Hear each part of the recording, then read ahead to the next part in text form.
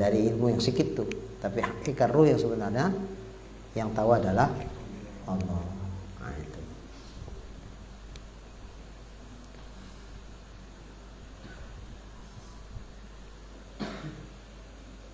Jadi yang mengenal Allah itu siapa?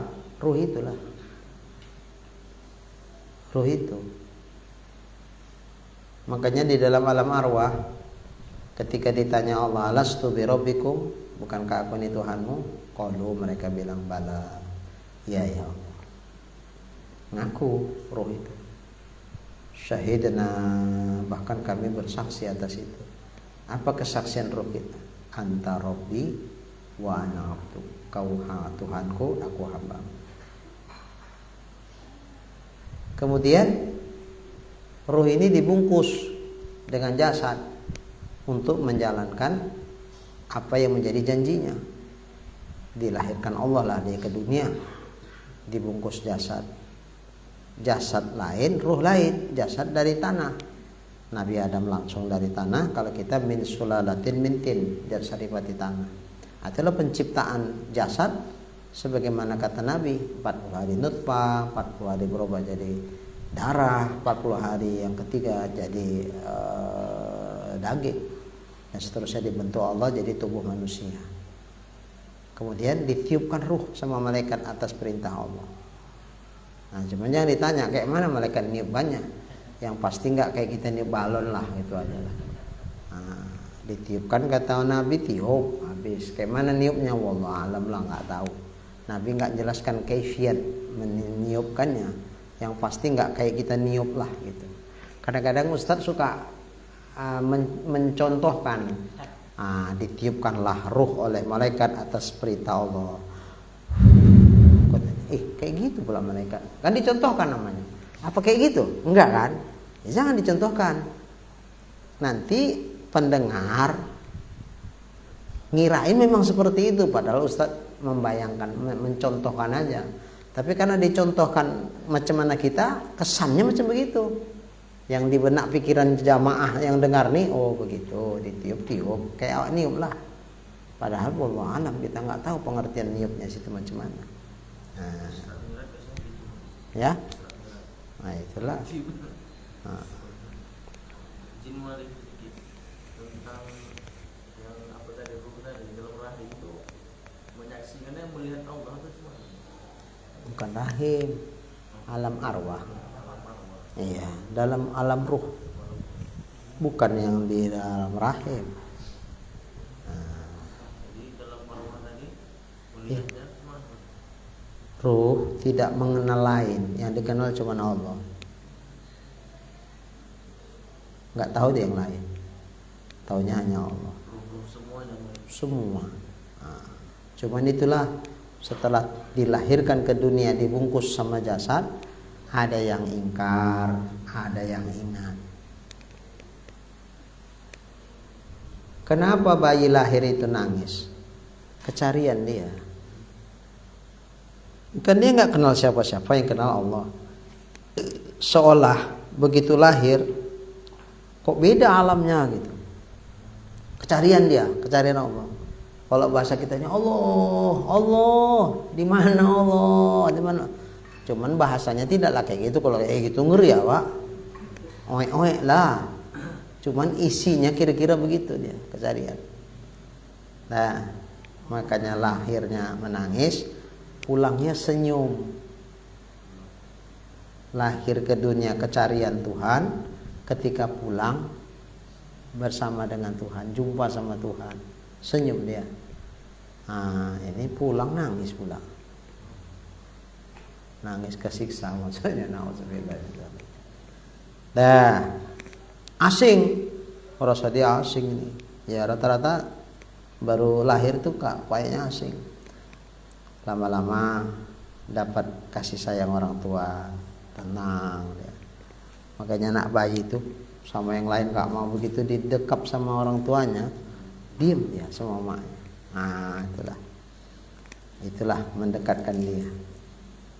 Sampai akhirnya enak rasanya di dunia ini, lupa janji. Nah, sama kayak anak-anak suruh maknya beli garam, Pergi dia. Tahu rupanya ada topeng monyet. Terduduk dia di depan topeng monyet tuh nonton. Emaknya nunggu juga. Lupa tugas. Gara-gara topeng monyet. Ah gitulah ini. Kehidupan dunia ini kayak topeng monyet nih lah. Bentuknya macam-macam lah Mas Said. Yang asik dengan pekerjaannya. Ya itulah jadi topeng monyetnya. Lupa ngaji, lupa sholat. Aku Mas Said enggak lah. Lupa ini, lupa apa gitu. Buru dunia aja.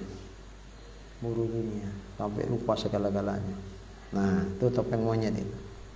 Nah, enak rupanya ya dunia. Udah, mau lama-lama dia nggak mau pulang. Makanya diutuslah rasul-rasul sama Allah. Kerangkanya apa? Misinya apa? Mengingatkan kembali kepada manusia akan janjinya, bahwa nanti bakal pulang, nanti bakal ditanya Tuhan atas janjinya dulu di dalam alam arwah. Ada yang ingat mau balik dia, yang nggak mau tetap tinggal dalam inatnya. Mudah-mudahan kita yang termasuk mau diseru balik lah ya. Janji. Jadi kalau udah bisa dia menjalankan janjinya, sebetulnya sebelum dia surga sudah merasakan surga di dunia. Apa surga dia? Surga kedekatan hatinya dengan Allah. Manisnya dalam menghubungkan jalinan hati dia dengan Allah. Itu udah surga. Bahkan melebihi dari nikmat surga. Iya. Seperti nanti di surga ada nikmat tambahan waziyadah. Apa tambahannya? Melihat zat Allah yang laisa kamitslihi syai'. Jadi nikmat melihat zat Allah itu melebihi dari nikmat surga itu sendiri. Nah, bagi orang-orang yang khawas, yang istimewa di sisi Allah, mereka belum masuk surga tapi mereka sudah bisa merasakan itu tadi. Nikmat tambahan itu di dunia. Tapi tidak dalam bentuk musyahadah ya. Musyahadah maksudnya apa? Tapi bisa merasakan kedekatannya. Itu satu kenikmatan. Makanya lau zuqtum halawatal wuslah la arabtum miraratal qat'iyah. Kalau kamu dapat merasakan bagaimana nikmat manisnya, lezatnya, tentram jiwamu ketika saat kau berhubungan dengan Allah, maka seukuran itu kau akan merasakan pahitnya saat hubungan itu terputus dengan Allah. Jadi kalau waktu terputus hubungan nggak ngerasakan pahit, berarti kita nggak merasakan manis. Kalau kita mau tahu seukuran apa manisnya, ya seukuran apa pahitnya. Karena manis sama kita kedatangan tamu. Kalau tamu itu bikin awak gondo aja, aduh nyusah aja tamunya. Bentar-bentar rumah berserak, anaknya bandal-bandal pula tuh. Kursi baru awak beli, naik dan manjat-manjat, lompat dia naik lagi lompat, dibikinnya kayak apa namanya peluncuran itu. Asalkan dia naik ke kursi itu dinjot-njotnya, awak menjantungan, waduh hancur kursiku ini hancur. Tidak pula emaknya melarang, diam aja, awak pun segan, nanti dikira macam mana. Tamu dari kampung, nanti awak pulang kampung ngoceh tak apa dia. Sekarang Ustaz Saiful parah udah kaya dia nggak bisa datangi rumahnya. Baru Quran awak duduk di kursi, duduk katanya baru ngenjot kakinya. Baru duduk anakku di kursi udah matanya merah melotot-lotot aja. Makanya sebetulnya nak sebulan aku 3 hari pulang aku. Dah jelek nama di kampung. Bahasa awak tahan-tahan kan. Begitu dia permisi, Bang, besok kami mau pulang. Dalam hati, cocok. Kenapa kan dari semalam lah kalian pulang. Nggak ada kesan. Nggak. Kalau perjumpaan itu nggak enak, pisahnya nggak ada kesan apa-apa itu. Tapi kalau perjumpaan itu adalah suatu kemesraan, kenikmatan, kelezatan, begitu putus, bagaimana? Janganlah pulang cepat kali, jangan pulang dulu lah. Baru 2 hari udah mau pulang, udah nggak bisa, mau lama-lama sih, nggak ada, seminggu paling cepat. Wah, gitu. Kita paksa dia. Kenapa? Karena enak. Datang ke rumah awak itu membawa satu keberkahan tersendiri, satu kenikmatan tersendiri. Kehadiran dia itu kita rindukan. maka perpisahannya menyakitkan. Sampai ada orang bilang, apa katanya, untuk apalah kita berjumpa kalau akhirnya harus berpisah.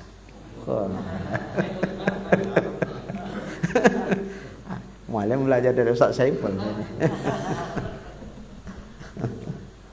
Gimana Mas Said? Iya. Baik. Jadi sudah merasakan nikmatnya. Ini itulah ahli zikir itu. Kalau awak ahli fikir, botak aja balik ada. Baiklah. Jadi da'watul rusul yauma idzin doa. Rasul-rasul ketika ini tak lebih dari Allahumma sallim, Allahumma sallim. Kalau awak dah pucat, tak sanggup lagi pun. Menguntai kata-kata pun tak sanggup lagi. Geletar. Wa fi jahannama kalalib. Sementara di neraka jahanam itu yang sirot di atasnya ada kalalib, apa kaitan-kaitan, mengkait-kait orang yang lewat di atas sirot. Ini kan, kalau kena serup jatuh ke bawah, dikait-kaitkan ini, asal lewat, cup. Kalau enggak ligat awak mengelak, cup kena kaki, jatuh ke bawah. Jadi bukan udahlah titinya segitulah halusnya. Ada lagi rintangan-rintangan yang lain itulah tadi. Siapa menggait-gait? Malaikat tuh. Ini kan, swab.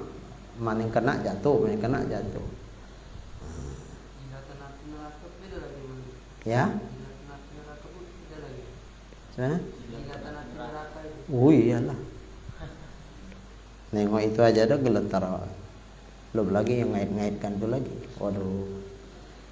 Seperti apa kait-kaitan itu? Mislu syauqis sa'dan. Seperti duri-duri anak kayu yang berduri. Pohon kayu yang berduri. Ini pohon kayu berduri. Duri-durinya itulah dikait-kaitkan itu. Hal ra'aitum syauqas sa'dan? Kata Nabi, adakah kamu melihat bagaimana duri-duri pohon berduri itu? Kalau mereka sahabat mengatakan, "Na'am ya Rasulullah." "Iya ya Rasulullah." Nabi mengatakan, "Fa inna misla syauqil sa'dan." Maka kalalib itu seperti duri-duri pohon berduri itulah. Ghairu annaha, selain bahwa sesungguhnya dia si kalalib itu la ya'lamu qadra 'izamiha illallah ta'ala. Tidak ada yang dapat mengetahui kadar besarnya kalalib itu kecuali hanya Allah Ta'ala. Bukan kecil, besar itu, ngait-ngaitnya itu, bak jatuh orang yang lewat di atasnya. Tahtatifu an-nas bi'amalihim, maka melewatilah manusia di atas sirat itu seukuran bagaimana amal mereka. Faminhum man yubaq bi'amali. Sebagian dari manusia ada yang dibinasakan dengan amalnya, jatuh karena dosanya banyak kali, beban berat, begitu melangkah selangkah push jatuh di tampung neraka.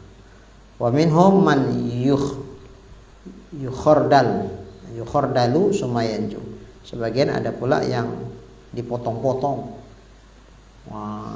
Kemudian setelah itu ternyata dia yanju, selamat sampai ke surga. Tapi rintangannya luar biasa.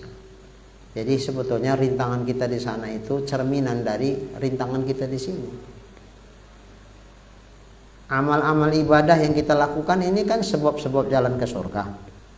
Jadi yang kita lakukan di sini itu ya itu sebetulnya kita sedang meniti sirat ini. Karena yang kita lakukan di sini kan buahnya nanti di sana. Jadi kalau kita mulus melakukan amal kebaikan di sini, insya Allah di sana mulus.